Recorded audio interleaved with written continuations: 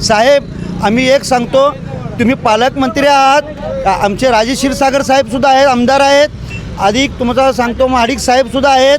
तर आम्हाला त्यांच्याकडे एकच विनंती आहे की रिक्षावाला असून दे किंवा सर्वसामान्य नागरिक असून दे, तर त्यांना या घरगुती गॅसचं पण रेट वाढलेले आहेत, LPGचं पण वाढलेलं आहे, अधिक महागाई पण वाढलेली आहे.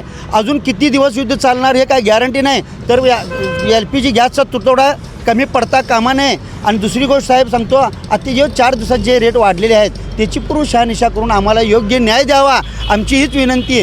नाही तर साहेब आम्ही आमचा हाय असा म्हणता ना रिक्षाचालकांच्या मोर्चा घेऊन आम्ही ते LPG गॅस पंपावर धडकणार आणि त्यांना आम्ही स्वतः जाब विचारणार की तुम्ही कुठल्या अनुषंगानं वाढवलं तुम्ही सांगा. जर तुम्ही असं जर करत असाल हे एक प्रकारचा अन्याय आहे. मग रिक्षावाल्याला न्याय मिळणार कधी? सर्वसामान्यांना न्याय मिळणार कधी?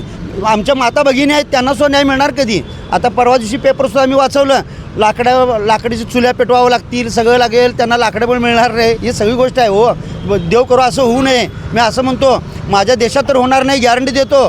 कारण काय आहे, देवाच्या पुढं आपण कोणी जाऊ शकत नाही. तर मी हेच म्हणतो, यांना निवेदन करतो पालकमंत्री साहेबांना, आमदार साहेबांना की तुम्ही साहेब यात लक्ष घालावे आणि योग्य रिक्षावाल्यांना न्याय मिळवून द्यावा, जे काय आहे ते रेट कमी व्हावा, एवढीच आमची विनंती आहे. अशाच नवनवीन अपडेट्ससाठी डिजिटल कोल्हापूर चॅनेलला सबस्क्राईब करायला विसरू नका.